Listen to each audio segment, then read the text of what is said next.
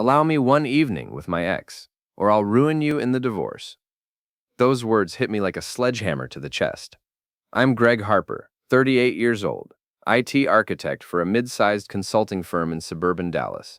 7 years of marriage, and my wife Catherine just delivered what had to be the most insane ultimatum in matrimonial history. I was sitting in our living room, laptop balanced on my knees, debugging code for a client's database migration when Catherine walked in.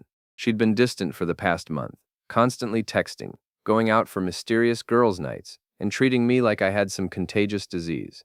The beautiful woman I'd married had transformed into a cold stranger who barely acknowledged my existence. "Greg, we need to talk," she announced, her voice carrying that ominous tone wives use when they're about to drop a bomb on your life. I closed the laptop and looked up at her. Catherine stood there in her designer jeans and silk blouse, arms crossed, looking like she was about to fire an employee. Her blonde hair was perfectly styled, makeup flawless even at 8 in the evening. She'd always been stunning, the kind of woman who turned heads at restaurants and made other men wonder how a regular guy like me had landed her. "What about?" I asked, though something in my gut already knew this wasn't going to be a discussion about vacation plans or household chores. "I want to spend one evening with Marcus." Marcus, her ex-boyfriend from college, the guy she'd dated for 3 years before we met. My stomach dropped like I'd just gone over the edge of a cliff. "What? Why?" The words came out strangled. "I need closure before we can move forward," she said, as if this was the most reasonable request in the world. Confused? "We're married, Catherine. What kind of closure could you possibly need?" Her jaw tightened. "I still have feelings for him that I need to explore." "Absolutely not." I stood up, laptop sliding to the floor. "Are you insane?" Lied. That's when her voice went ice cold. "Then I'll make sure you get nothing in the divorce." Oh, the room seemed to tilt. "Are you threatening me?" "Yes. If you don't allow me this one evening, I'll ruin you. I'll lie about abuse, take everything, the house, our daughter Emma, all the money, everything." I stared at my wife of 7 years, the mother of my child, and realized I was looking at a complete stranger. The woman who used to laugh at my terrible jokes and steal my hoodies was now blackmailing me into letting her cheat. "You can't be serious. One evening with Marcus. That's all I'm asking. What happens during this evening?" Though I already knew the answer would make me sick. "Whatever I want." "You mean sleep with him?" "Yes, probably." My world was crumbling in real time. This couldn't be happening. People didn't actually do this kind of thing in real life, did they? "So what's it going to be, Greg?" Catherine stood there, arms still crossed, waiting for my answer like she'd just asked me to pick up milk from the store. I sat back down heavily, my mind racing. 7 years of marriage, a 6-year-old daughter who adored both of us, a house we'd bought together, dreams we'd shared, a life we'd built from nothing. "Okay," I said quietly. Her eyebrows shot up. "Really? If that's what you need?" The words tasted like poison coming out of my mouth. Relief flooded her face. "Thank you, Greg. I knew you'd understand. I'm thinking this Saturday evening." She actually kissed my cheek before walking upstairs, humming some tune like she'd just won the lottery. I sat there in our living room, surrounded by family photos and memories of happier times, and felt something cold and hard settle in my chest. But Catherine had made one crucial mistake. She'd threatened me. Blackmail, extortion, coercion, whatever you wanted to call it, she'd crossed a line that couldn't be uncrossed. And unlike my wife, I wasn't the type to make moves without thinking them through completely. The next morning, while Catherine was at work planning her evening of adultery, I made a phone call. "Rita Torres, attorney at law." "Rita, it's Greg Harper. I need to see you today. It's urgent." Rita had handled our wills and the house purchase. More importantly, she was sharp as a razor and had a reputation for taking no prisoners in divorce court. "What's going on, Greg?" "My wife is threatening to blackmail me into letting her cheat. Can you help?" "That's illegal coercion. Can you prove it?" "Not yet, but I will." "Record everything. Every conversation, every threat, every admission. Texas is a one-party consent state, so you don't need her permission. Get me evidence, and I'll bury her in court." Friday evening, I went to Best Buy and purchased a small digital recording device. Catherine spent the day texting constantly, giggling like a teenager planning prom. She even went shopping for a new dress, spending our money to look good for another man. The irony wasn't lost on me. "I'm so excited for tomorrow," she said over dinner, barely touching her food. "This is exactly what I need." "I'm sure it is," I replied. keeping my voice neutral while the recorder in my pocket captured every word. Saturday arrived like a death march. Catherine spent hours getting ready, showering, doing her hair, applying makeup with the kind of care she hadn't shown for me in months. She chose a black dress that hugged her curves, the one I'd bought her for our anniversary last year. "How do I look?" she asked, spinning around like she was heading to a job interview instead of a hotel room with her ex. "Beautiful," I said, because she was, and because the recorder was running. At 7 p.m., she kissed my cheek again. "Thank you for understanding, Greg. This means everything to me." "I know it does." She walked out the door, and I watched through the window as she drove away to cheat on me. But instead of wallowing in self-pity, I called Rita. "It's done. She's gone to meet him." "Do you have her threats recorded?" "Every word." "Good. Now we wait." "Don't do anything stupid, Greg. Let her hang herself." Catherine texted me once. "Having a great time. Thanks again." I didn't respond. Instead, I sat in our living room, surrounded by wedding photos and family memories, and planned my wife's destruction. Catherine returned at 6 a.m. Sunday morning, glowing like she'd just discovered the fountain of youth. I was already awake, sitting at the kitchen table with coffee and the Sunday paper, looking like the picture of a patient, understanding husband. "I'm back," she announced, practically floating through the door. "How was it?" I asked, my finger hovering over the record button on my phone. "Amazing. Marcus and I really connected." She poured herself coffee, humming that same tune from Thursday night. "It was exactly what I needed." "I see. And now?" "Now we can move forward." "Forward where?" She looked at me like I was dense. "In our marriage, silly. Now that I've gotten this out of my system, we can work on us." I set down my coffee cup carefully. "Let me understand this. You blackmailed me into letting you cheat, spent the night with another man, and now you think we're going to work on our marriage." "Don't be so dramatic, Greg. It was just one night. One night you threatened to destroy me over. I wasn't going to actually." I stood up and pulled out my phone, hitting play on Thursday's recording. Catherine's voice filled the kitchen. "Then I'll make sure you get nothing in the divorce. I'll lie about abuse, take everything, the house, our daughter Emma, all the money." The color drained from her face. "You recorded me?" "Yes. That's illegal." "Actually, it's not." That's when Rita stepped out of the hallway where she'd been waiting. Catherine's face went from pale to ghost white. "Who is this?" Catherine stammered. "I'm his attorney," Rita said, her voice crisp and professional. "And what you did Thursday night is called blackmail and coercion. Both are felonies in Texas." Catherine's coffee mug slipped from her hands, shattering on the kitchen floor. "What do you want?" "A divorce. On my terms," I said. "But the recording will be played for the judge," Rita interrupted. "Along with your admission just now that you committed adultery. Texas is a fault state, Mrs. Harper. Your threats and infidelity just cost you everything." "You can't do this." Catherine's voice rose to a shriek. "It was just one night. You said you understood." "I understood that you were threatening me. The recording makes that very clear." Rita opened her briefcase and pulled out a thick stack of papers. "Divorce petition, filed this morning. Emergency custody hearing, scheduled for Tuesday. Restraining order preventing you from accessing joint accounts or removing Emma from the state." Catherine sank into a chair, the reality hitting her like a freight train. "Greg, please, we can work this out. It was a mistake. The only mistake was thinking you could threaten me and get away with it. What about Emma? She needs her mother. She needs a stable parent. The recording of you threatening to lie about abuse won't play well with family court." Rita handed Catherine the papers. "You have 24 hours to find an attorney. I'd recommend someone good. You're going to need it." After Rita left, Catherine tried everything. Tears, anger, seduction, threats. I recorded it all. Every desperate attempt to manipulate me. Every admission of guilt. Every moment of the mask slipping away to reveal the entitled, selfish woman underneath. "This is insane," she screamed. "It was one night. One night, Greg. One night that you blackmailed me for. One night you threatened to destroy our family over. One night that showed me exactly who you really are." By Monday morning, word was already spreading. Catherine's best friend Vanessa, who'd encouraged the whole thing, was suddenly nowhere to be found. Turned out Vanessa had been having her own affair, and when her husband found out about her role in Catherine's scheme, he kicked her out too. Catherine's workplace became a minefield. Someone, I couldn't imagine who, had sent an anonymous tip to HR about her open marriage arrangement. In the conservative corporate environment of her marketing firm, adultery wasn't just frowned upon, it was career suicide. They're investigating me. Catherine raged when she came home Tuesday afternoon. Someone told them about Marcus. Huh, that's terrible, I said, not looking up from my laptop. It was you, wasn't it? I've been busy with lawyers and custody hearings, but karma has a way of catching up with people. The custody hearing was a massacre.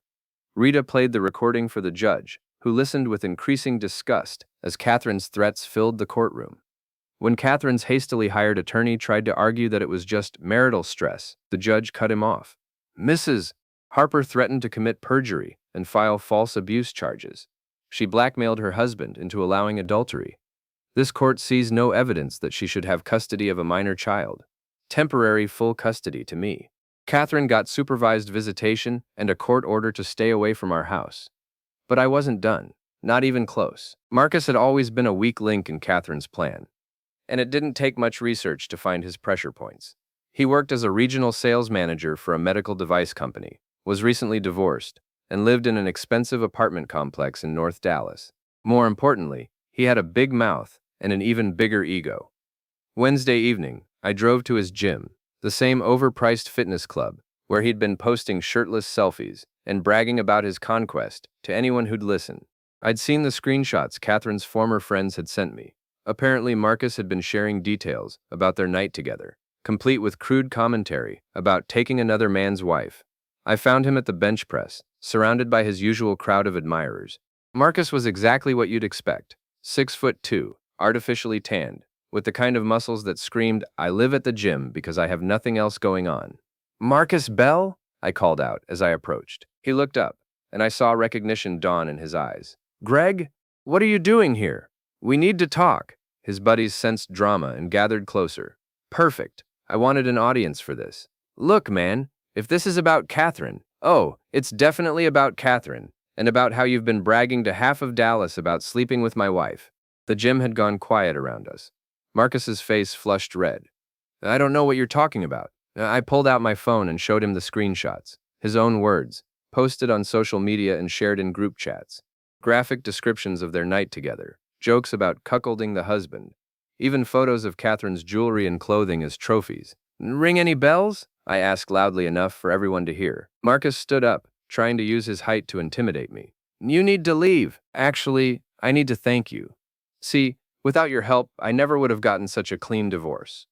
Catherine's blackmail threats, your documented adultery, all those social media posts bragging about it. My lawyer says it's the most open and shut case she's ever seen."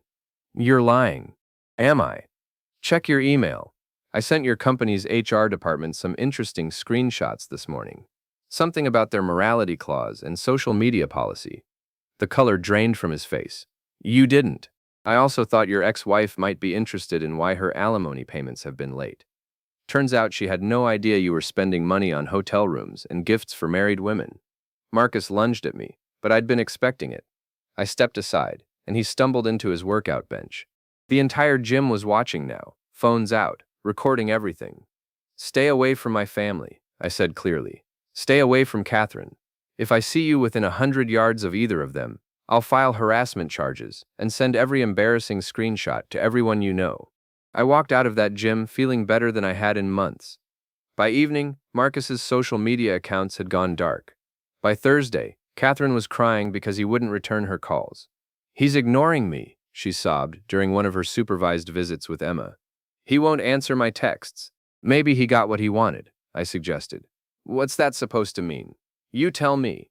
You're the one who threw away 7 years of marriage for one night with him." The truth was, Marcus had never wanted a relationship with Catherine. He'd wanted to humiliate me and add another notch to his belt. Now that Catherine was radioactive, divorced, unemployed, and social media famous for all the wrong reasons, she was more liability than trophy. Catherine's job situation went from bad to worse. The HR investigation had uncovered her affair, and while they couldn't fire her for adultery directly, they found plenty of other reasons. Missed deadlines while she was texting Marcus, personal calls during work hours, using company resources to plan her evening out. "They're forcing me to resign," she told me Friday afternoon.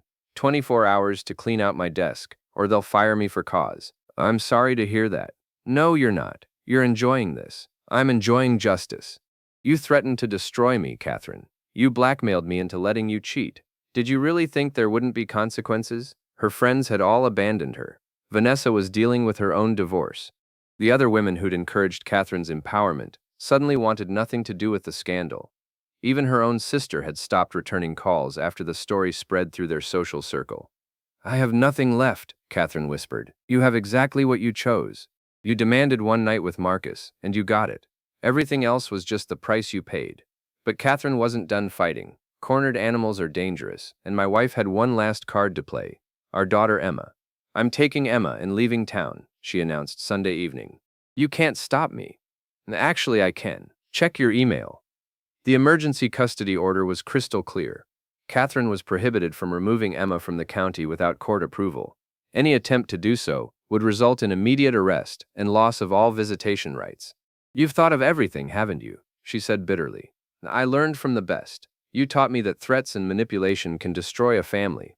I just decided to be better at it than you. That night, Catherine made one final attempt to salvage something from the wreckage.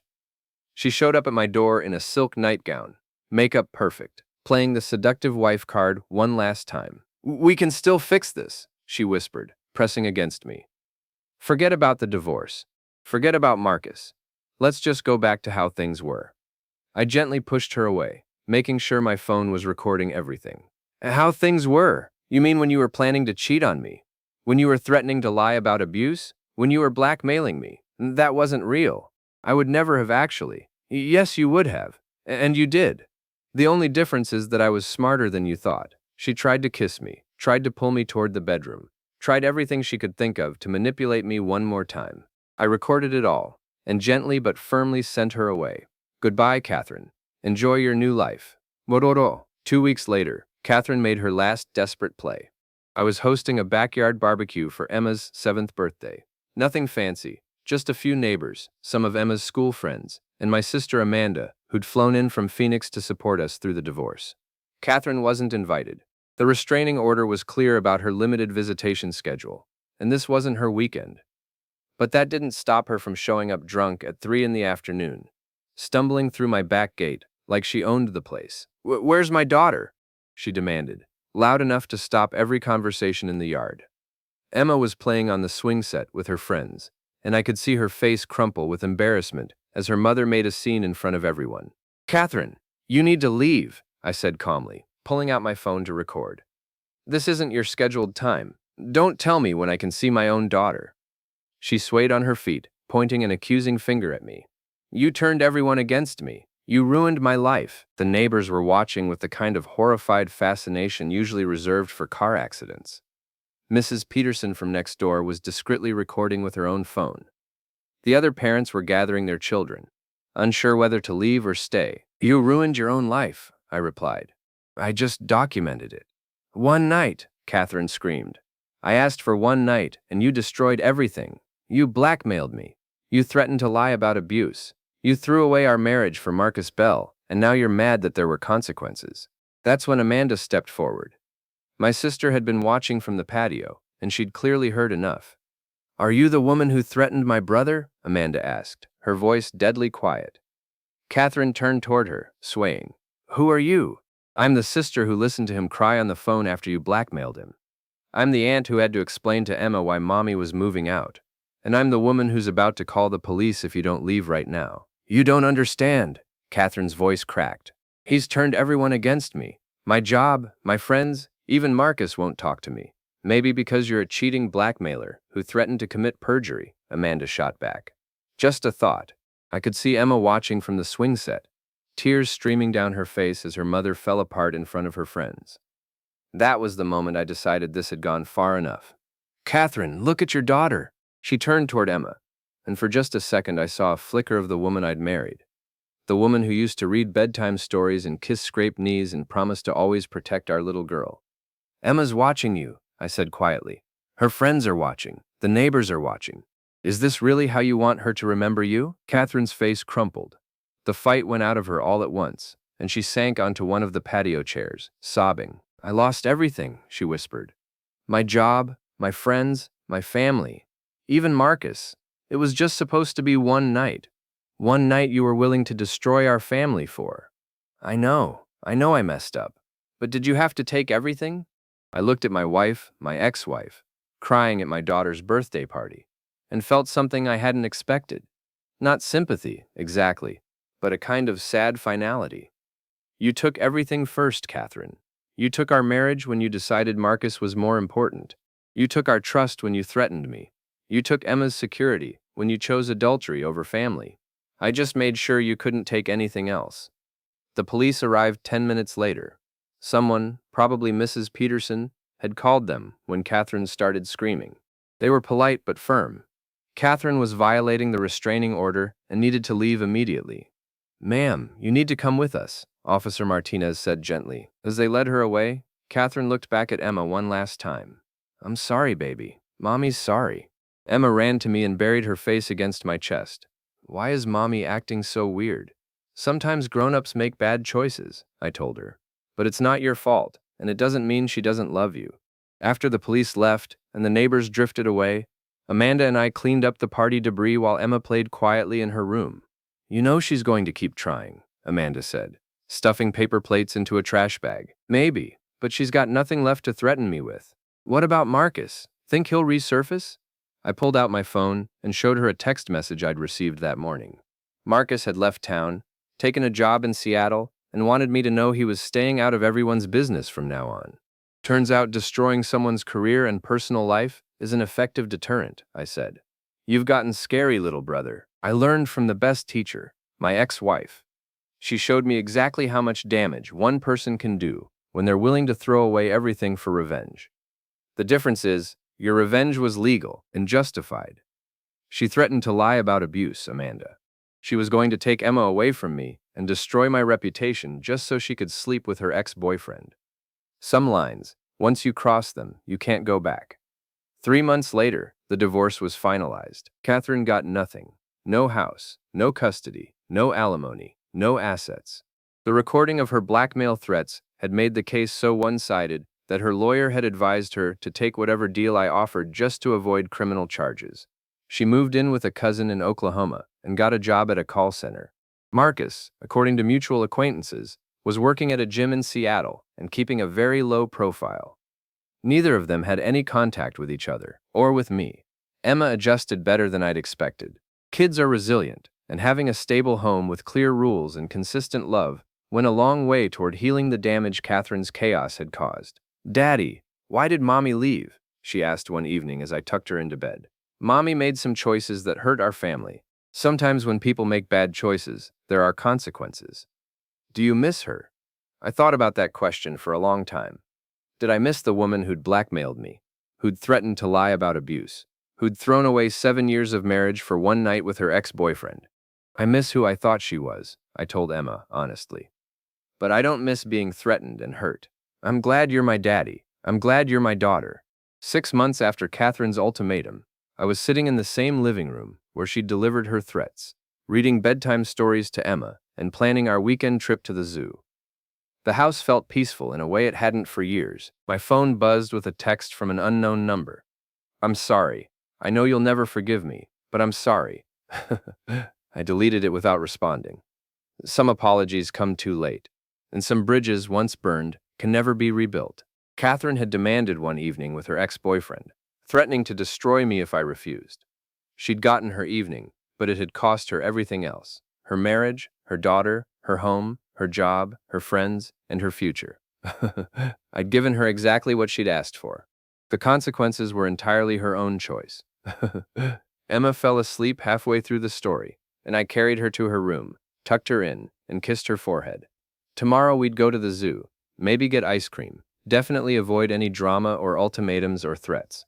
For the first time in years, my life was exactly as peaceful as I wanted it to be. A year passed before I heard from Catherine again. Emma was thriving, on a roll at school, making friends, sleeping through the night without the anxiety that had plagued her during the final months of our marriage. We'd settled into a comfortable routine of school, homework, weekend adventures, and bedtime stories. I'd started dating again. Nothing serious, just coffee dates and casual dinners with women who appreciated honesty and stability. It was refreshing to have conversations without hidden agendas or manipulation tactics. Then Catherine called. Greg, it's me. I almost didn't recognize her voice. The confidence and entitlement were gone, replaced by something hollow and defeated. What do you want, Catherine? I wanted to talk to you about Emma, about maybe increasing my visitation. You missed your last 3 scheduled visits. I know. I've been struggling, but I'm better now. I'm in therapy. I have a new job, and I want to be part of her life. I looked across the living room at Emma, who was building an elaborate Lego castle and humming to herself. She rarely asked about her mother anymore, and when she did, it was with the casual curiosity of a child who'd already processed and moved on from trauma. Emma's doing well, I said. She's happy, stable, and secure. I'm not going to disrupt that for your convenience. She's my daughter, too. You gave up that right when you threatened to lie about abuse, when you chose Marcus over your family, when you showed up drunk at her birthday party and traumatized her in front of her friends. Silence on the other end of the line. I made mistakes, Catherine finally whispered. You made choices. Every single decision you made prioritized your wants over Emma's needs, over our family's well-being, over basic human decency. So that's it? You're going to keep her from me forever? I'm going to protect her from instability and manipulation. If you want to be part of her life, you can start by honoring the visitation schedule you already have. Show up consistently for 6 months, and we'll talk about modifications. That's not fair. Fair? I almost laughed. You blackmailed me into letting you cheat, threatened to destroy my life with false accusations, and abandoned your daughter for a one-night stand. And you want to talk about fair? I was confused. I made a mistake. You made a series of calculated decisions designed to manipulate and control me. The only mistake you made was underestimating my ability to fight back. I hung up before she could respond. Emma looked up from her Legos. Was that Mommy? Yes. Is she coming to visit? Maybe someday, if she can learn to keep her promises. Emma nodded and went back to her castle. She'd learned not to get her hopes up where Catherine was concerned, which was both heartbreaking and probably healthy. 2 weeks later, I received a call from Rita Torres. Greg, you're going to want to hear this. Catherine's been arrested. For what? Attempted blackmail. Apparently, she tried the same scheme on her new boyfriend. Threatened to lie about domestic violence if he didn't give her money for rent. I sat down heavily. Are you serious? Dead serious. The boyfriend recorded the conversation and went straight to the police. She's looking at felony charges.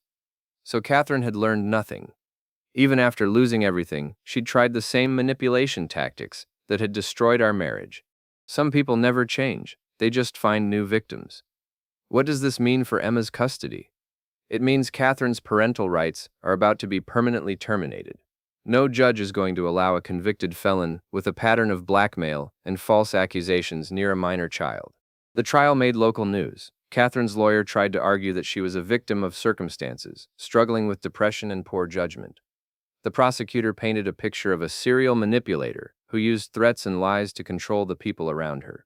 The recording of her threatening the new boyfriend was damning. Her voice was calm and calculating as she laid out exactly how she'd lie to police, what bruises she'd claim to have, and how she'd destroy his reputation if he didn't pay her $5,000. This is a pattern of behavior, the prosecutor argued. The defendant has shown a willingness to weaponize false accusations of domestic violence for personal gain. She represents a clear danger to any intimate partner and to the integrity of our legal system. Catherine was sentenced to 2 years in prison and permanent loss of parental rights. Emma would never have to worry about her mother's manipulation again. How do you feel about it? Amanda asked when she called after the sentencing. Relieved, I admitted. And sad. Not for Catherine. She made her choices. But sad that Emma will grow up knowing her mother chose manipulation over family. Emma's better off without that toxicity in her life. I know. It's just, this all started because Catherine wanted one night with her ex-boyfriend. One night. And she was willing to destroy everything for it. Some people are just broken, Greg. You can't fix them, and you can't save them from themselves. The last I heard, Marcus had married a nurse in Seattle and was keeping a very low profile. He'd apparently learned his lesson about getting involved with married women and their drama. Catherine served 18 months before being released on parole. She moved to another state and, as far as I know, has had no contact with anyone from her old life. Emma, now 9 years old, occasionally asks about her mother, but without the desperate longing I'd feared. She has friends, hobbies, good grades, and a stable home. She knows her mother made bad choices and isn't part of our lives anymore, and she's accepted that with the adaptability of childhood. "Do you think Mommy ever thinks about me?" she asked one evening. I'm sure she does," I told her honestly. "But thinking about someone and being able to take care of them are different things. I'm glad I have you, Daddy. I'm glad I have you too, sweetheart." Last month, I married Sarah, a kindergarten teacher who loves Emma like her own daughter and brings laughter back into our house. Emma was our flower girl, beaming in her pink dress and declaring that now we were a real family. Standing at the altar, watching my daughter dance with my new wife at the reception, I thought about Catherine's ultimatum from 3 years ago. She'd demanded one evening with her ex-boyfriend, threatening to destroy me if I refused. She'd gotten her evening. But in trying to ruin my life, she'd only succeeded in ruining her own. The blackmail that was supposed to give her everything had cost her everything instead.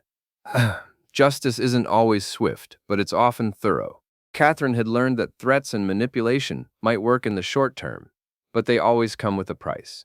In her case, that price was everything she'd claimed to care about. Emma ran up to me on the dance floor, Sarah's hand in hers, both of them laughing about some joke they'd shared. "Daddy, Sarah says we can get a puppy." "Does she now? A golden retriever. Can we, please?" I looked at my daughter's hopeful face, at my new wife's amused expression, at the life we'd built from the ashes of Catherine's betrayal. "I think that sounds perfect."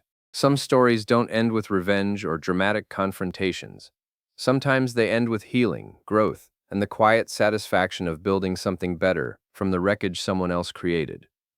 Catherine had demanded one night and threatened to destroy everything I cared about. Instead, she'd freed me to find the family I actually deserved.